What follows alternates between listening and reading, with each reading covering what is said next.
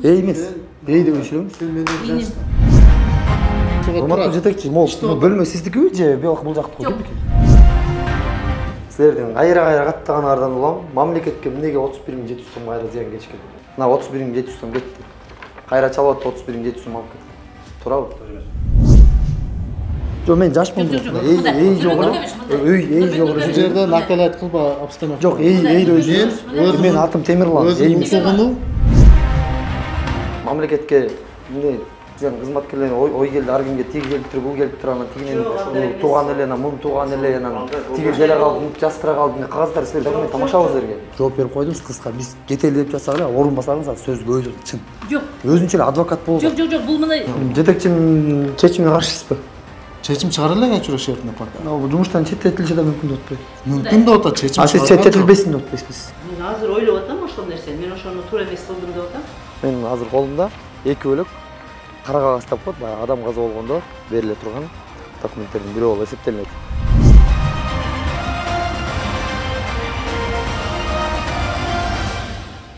Биз Нокен районундагы калкты тейлөө департаментине келдик. Келгенибиздин себеби мен азыр колумда 2 бөлөк кара кагаз тапып, адам каза болгондо бериле турган документтердин бирөө болуп эсептелет.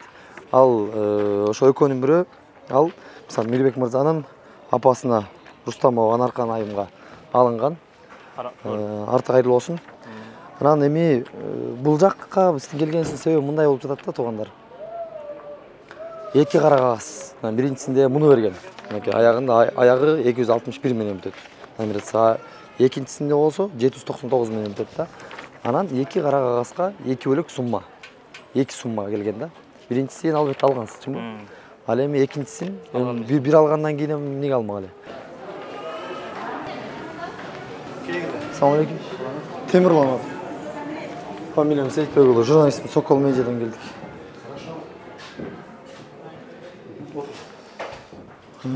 Сизге келип калганыбыздын себеби Бирок мырза үй тутабыз. Сизге келип калганыбыздын себеби мен колумда азыр 2 кара кагаз бар. Бирөө биринчи алынганы Анаркан Абтайымга. Ал эми бул экинчиси. Бирок эмне себептен экинчиси? Эмне себептен 2 кара кагаз берилдиңиздер да? Мындай 2 кара кагаз бир болуш керек болчу, ошол кандай себептен болуп калган мен. Жок, мен 2 кара кагазды уверен айтып аткан себеби экөөнүн номерациялары 2 бөлөк болуп жатат. Анын үстүндө мынакей туугандар, бул жерде көрсөңүздөр, ИНН жок, паспорт данные жок бул жердечи. Тагыраагы Рустамова Анаркан айым азыркы күндө тирүү, өлгөндөрдүн катарында эмес. Кечирип коюңуз. Ошондо айтканга туура келип атат. Кантип тактасак болот? Бул жакта сиз жетекчи болуп канча болду келгениңизге? Так, май 22-синде баштап ушул жерде иштеп атам. Анда бул кагаз сизге чейин келди. Буга мага чейин бар. Бул тиги 2 бөлөк фамилиядагылар жазыптыр да. Балким ошо кызматкерлериңизди чакырасыз, тактап бересиз балким бизге. Так, 9-марта 24 жап берди. 2 кара кагаз. Чакырып берейинби акы? Рахмат. Азыраак берет. Калиева дейт. Хаджы Мурзаева мына дейт. Тиги Хаджы Мурзаев албай иштейт. Хаджы Мурзаевдин кажети жок. Эмнеге дегенде бул биринчи берип жатат. Баягы биринчи бейтапканадан келген баягы документтердин негизинде берип жатат. А мага Калиева аттуу айым кызык болуп атат да. Эмнеге дегенде экинчисине эмнеге оңдоду маселе ушул да. Саламатсызбы жеке? Жакшысызбы? Жакшы. Менин атым Темирлан, фамилиям Сейтбек уулу. Сокол медиадан Бишкектен келдик. Жакшы. Менин колумда азыр кара кагаздан экөө бар да. Бирок бир эле фамилия. Ооба. Жаптыш. Бирок бир эле фамилия. Ооба. Эмнеге? Бир эле фамилия. Бул Өзүңүз тааныштырып коесузбу? мен өзүмдү тааныштырып коеюн. Калиева Нуржан Азимжановна. Ушул жерде жетектөөчү артист болуп иштейм. Бул эжеке 2 кара кагаздын себеби бул биринчи келип, мен жок элем, бул келип бирөөдөн алып кетиптир бизде кадрдан. Могу биринчиси. Биринчиси. Рустамова Анаркан Бегматовна деп без ОМС каттаган. Андан кийин бунун мен билбедим. Бир убакыттарда канча убакыт билбейм, врач келди. Кайсы врач? Сатарова Зиягүл деген Сайдан айыл өкмөтүнүн врачы келди. Айыл өкмөттүн айыл өкмөттүн хаптын врачы. Врачы келип туруп айтты, бул бизден берген свидетельство о смерти туура эмес жазылып калыптыр, диагнозу деди. Диагнозу туура эмес жазылып калыптыр деди. Ошол диагнозду тууралаш үчүн мен сага азыр жаңы свидетельство о смерти алып келдим. Врачебный алып келдим деди. Анан мен ал күнү текшерип көрдүм системаны. Себеби бул беспин кирген үчүн мен муну системадан тапканым жок. Системадан тапканым жок. Анан кийин мен макул эже, мен андай ошол кайним болот эле, мен жактык болот эле, бул эженин баласы. Мен өзлөрүн менен сүйлөшөйүн дедим. Мен азыр сизге оңдоп бере албайм эже дедим. Эгер өздөрү макул болсо мен оңдоп берем дедим. Дедим дагы, анан мен коюп койдум, бул бала келе бербеди. Анан мен жолдошумду жөнөттүм ал үйүнө, бул баланын. Бул баланын үйүнө жолдошумду жөнөттүм. Ал айтыптыр, бул барса, жолдошум барса, бул айтыптыр, мен алып алганмын күбөлүк дептир. Анан кийин мен дагы эле менде баягы врачтын кагазы тура берди. Андан кийин где-то 1 ай болгон окшойт, айт болуп калды. Бунун апасына барганымда учурумда айттыкта бардым. Айтка барсам, бул бала чыкты. Анан мен айттым, сен дедим врачебный диагнозуң туура эмес болуп калыптыр. Ошол диагнозду оңдош үчүн врачтар сага кайрадан врачтын кагазын алып келип таштап кетти дедим. Мен алып алгам да жеңе деди. Алып алган болсоң дагы апарчы, мен көрөйүн документиңи деди. Анан бул понедельник күнү, ошол эле күнү айтты, мени бес талон кабыл аласызбы жеңе деди. Мен барсам аерде адам көп экен деди. Анан мен айттым, макул дедим. Беспин деп атпайсызбы? Базардан чыкпай кой депчи. Акчаны кантип алып атат анда? Кайсы акчаны?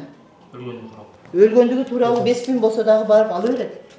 Системага түшкөндү барып бул өзү. Системадан таппай кой деппесизби? Муну бөлүктү алып барса, бере берет алар соцфонд. Жок, бул бөлүк мисалы пин жок болуп атпайбы анан кантип? Пини жок болсо дагы карай берет. Бул беспин адамдар дагы бар да.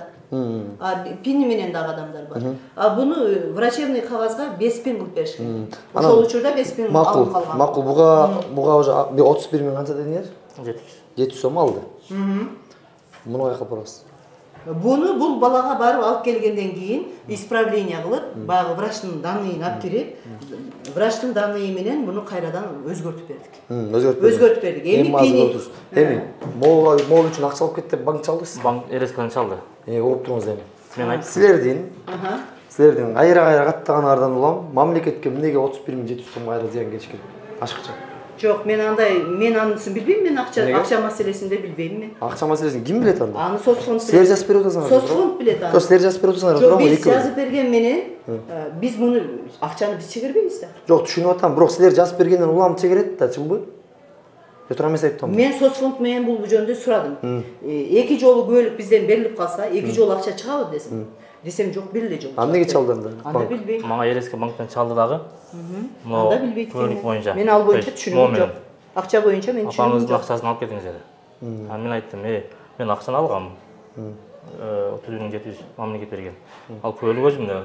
Мен бир жол алганмын деп айтканмын. Анда бизде ашып кеткен окшойт өчүрүшкөн. Бирок чалганды боюнча туура. Макул да. Биринчисинде 5 пин катталыптыр. Ооба. Экинчисинде 5 пин. Дагы 5 пин, себеби биз пин киргизгенибиз жок, ошол эле данныйга өзгөртүү киргизип бергенбиз. Ошол эле данныйга, а болчу. Коддор эмне бул? Кайталангандан кийин кайра жаңы бөлүп берилет. Уруп туруңуз эми. Биринчи күбөлүктүн диагнозу эмне? Диагнозу мгновенная смерть. Экинчисиники? Экинчиси эле ушул эле жүрөк тартынан деген, бирок мгновенная смерть дегенди алынып калган. Себеби? Экөө бирдей. Көрдүңүзбү? Экөө бирдей немеси диагноз. Дарыгерлердин бир нерсени жашырып атканын түшүнгөн жоксузбу? Мен түшүнгөнүм жок. Кызык көргөн жоксузбу? Кызыгып да көргөнүм жок. Урматтуу жетекчи, мен бул жактын гана сизге суроо. кызыкчылыгын ойлодум. Бул жактын кызыкчылыгын сиз ойлогон жоксуз, тескерисинче болуп калды. Тескерисинче. Туурабы бул өзү иш? Сиз жетекчи катары. Жок, муну такташ керек. Жок, тактаганда эми туурабы өзү? Жок, ий десеңиз? Мындай да. Туурабы эки документ. Бул жактыкы судьянын ишти. Мисалы, мына 31.700 сом кетти. Кайра чалып атып 31.700 сом алып кетти. Туурабы? Туура эмес. Мамлекетке эмне сен кызматкерлер ой келди, ар кимге тиги келиптир, бул келиптир, анан тигинен тууган эле, анан муну тууган эле, анан тиги келе калды, жастыра калды, кагаздар силер документ тамашабыз силерге. Жок, биз өзүнүн келип арызынын негизинде кайталап жазып бергенбиз. Сиздин арыздын негизинде? Мен арыз берген эмесмин, мага алып чыгып берген. Кол коюп кой деп. Мага айткан бул Сага мен арыз жазып, өзгөртүп, кол коюп. ошо кол коюп анан койдуңуз. алдың сен. Ооба, кол коюп койгон. А, бияк сиз жаздыңыз, бияк Бул ордуна. өзү жазды арызды. А, сиз Аз жаздыңыз. мен жазган жокмун. Арызды сен Сиз айтып атпайсыз, мен жазып анан Жок, деп атпайсыз. бул мени тезирээк кабыл алыңыз деген үчүн мен арызды Мен тезирээк деп кабыл айтпадым. Жеңе, азыр эмне ачыгына сүйлөшөлү да. Мен келдим, карадым отурган кез. Барсам кел сен дедиңиз. үйүңдө айткансың, ошол боюнча келдиң сен. Жок, үйүндө Отуруңуздар, майда сөз көтпөйлү. Үйдө айткан эмес. Эмне кылабыз эми? Ой, эл көп болот экен менин. Жок, майдаланбаңыздар, сөздү урбагыла. Урбагыла. Сен андай айтпадың. Сот менен чечиш керек бул маселе. Неге сот менен чечилбейт? Туура дейсизби муну? Туура деп ойлойсузбу? Кетти, ооба. Исправление арыздын негизинде катталып жазылган. Азыр буга Бишкекке бул өзү арыз жазган экен бул бала. А, мисалы, бул боюнча мисалы ушул, мисалы Анархан айымдын каза болгондугу тууралуу азыр клиника менен бул жак өтө баягы мыйзам чегинде, мыйзам талаасында сүйлөшмөкчү, угуптуңуз эми. Муну бергенден кийин бул айтты мага. Мен муну чыгарып бергенден Мыйзам талаасында сөз болуп атат Сөз болуп азырчы. атат, ооба. Анан азыр сиздердин алар келип баягы диагнозду оңдотконуна макул болуп оңдоп берип атканыңар силерге баягы кызыкчылыктар кагылышы же бир өзүңөр интересиңер жокпу? Жок, эч кандай. Мен аны билген да эмесмин. Мен просто бунун диагнозу туура эмес болуп калды деген үчүн Мындай болгондо оңдоп коеюн айтпайм. дегем. Темирлан. Буну алгам да мен. Буну бергем дагы эскисин. Мен серия номерин жаттап алгам. Мен калтырдым. Мен Бул серия номер копиясын алып калгансыз. Ооба, копиясын алып калгам. Оригинал турат менде. Анан мен айтканмын, жеңе бул көрсөткөн. Причина смерти. Заключениясын. Мындай деп көрсөткөн. Мен айткам, жеңе бул криминалдык иш болуп атат. Жок, сен муну көрүп алгандан сөз бериңиз, кийин Ооба, алгандан кийин сотто иши дедим. врачтар жооп берет дедим. Ооба, бул айтты, врачтар жооп берет деди. Анан кийин начальнигин алып келди. Бунун алдында бияк эмес начальник, башка киши болчу. Алып кирди, мен айттым. Туган дедим, ушундай. Бияк жеңем болот. Жеңем деле айтты. Ушундай деди эле, буну деди врачтар жооп берсин деди. Биз жооп бербейбиз деди. Эгер ошондо действительно сиз ошибка кылсаңыз, ошол малда эле оңдоп койсоңуз болот эле, сразу элечи. Жок, ал ошибка кылганым жок да мен. Жок, азайтып атпайсызбы? Ал ошибка кылганым жок да мен. Врачтардын- Мен де врачтын кагазынын негизинде оңдоп атпайм. Сен өзүң келип атасың, сен арызга кол коюп берип атасың. Жок, ал мыйзам түрүндө Мисалчы, оңдоп атат. сиз мамлекеттик кызматкерсиз. Арызды негизинде. Эйлесеңиз мамлекеттик кызматкерсиз, кагаз иштери менен иштеп жатасыз. Анан ошол дарыгердин биринчи каза болгондо ал бул жөн каза болгон жок, көчөдөн каза болгон жок, башка жерден каза болгон жок. Бул деген жеке клиниканын ичинен каза болуп жатат. Бул биринчиден. Экинчиден, сиз ошол дарыгер кайра чуркап келип, ушу диагноз туура эмес болуп калыптыр дегенде, ушул жерден бир шек жаралып, тийиштүү органдарга бир маалымдама берип коюшуңуз бар беле негизи? Азыр ойлоп көрдүңүзбү ошону? Мен азыр ойлоп атам ошол нерсени. Мен ошону туура эмес кылдым деп атам. Анан эми мага бир кызыктай жагдай болуп жатат да. Мисалы, биринчисин, урматтуу көрүүчүлөр, биринчисин Качы Мурзаева жазыптыр. Ооба. Экинчисин сиз Алиева, жаздыңыз. мен исправленияга Сиз келгенде мен жаздыңыз. жазып атам. Ооба, исправление. Эмнеге бул өзү оңдогон жок, өзү кетирген катаны. Сиз Сиз ката кетирип берип атпайсызбы? Бул ката кетирбеди. Бул врачтар тарабынан пин берилбей калат. Интеграция деп берилет. Кыскасы, Андан кийин бул 5 пин каттап коюп атат. Азыр мен бул сиз деле 5 пин каттап мен атпайсыз. ошо 5 пин келе исправление киргизип атам. Кайра. Биз мыйзам чегинде биз исправление киргизебиз. Атайын өзү мыйзам бар. Диагноз алмаштырып эмес да бирок. Диагноз дагы эми врачтын кагазы менен өзүнүн макулдугу болсо биз алмаштырдык да. Урматтуу көрүүчүлөр, биз бул жактан өзүңүздөр көргөндөй тактадык. Кайсыл эмне болгон жагдай экендигин, эмне себептен эки кара кагаз берилгендиги жөнүндө тактадык. Эми биз азыр ФАПка барабыз. Ал жактанын ушул бул кагаздарды шашуушуп биринин артынан бирин алып келип бул жакты дагы баягы түйүшкө, алаксыздан түйүшкө салган. Дарыгерге барабыз. Ал эмне дейт болду экен? Ал эмне себептен мынтип кокусунан өлдү деп берилгенди кайра өзүнүн өнөкөй тоорусу менен өлдү деп өзгөрткөнгө жанталашты. Ооба. Алда көрөлүк. Очередь көп экен. Саламатсыздар. Азыр дезочиклер өткөнч, тезирээк.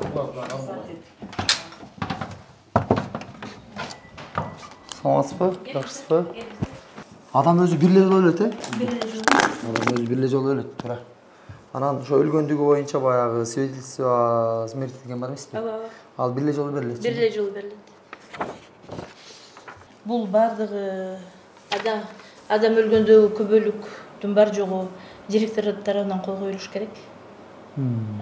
Бул жерде эки жол тең берилгенде мен тарабынан кол коюлбай калган. Мен буну билем. Экөөнү тең. Экөөнү тең. Биринде врач өзү кол коюп. Тагыраак мыйзамсыз. Ооба. Биринде врач өзү кол коюп койгон. Бул жерде подпись руководителя деген жер бар. Бул мага келгенде мен буну допускать этпейт белем деп ойлойм. Сизге келгенде. Мага келгенде себеби карабакмын. Бул бою келгенде мен жок учурда зам директорго имеет право только при отсутствии мен бир жака кеткен учурунда. Бул жерде дарыгер өзү кол койгон. Мен бул дарыгер менен өзү менен да сүйлөшкөнмүн. Бул боюнча мен өзүм билем. Себеби прокуратуранын кагазы. Ооба.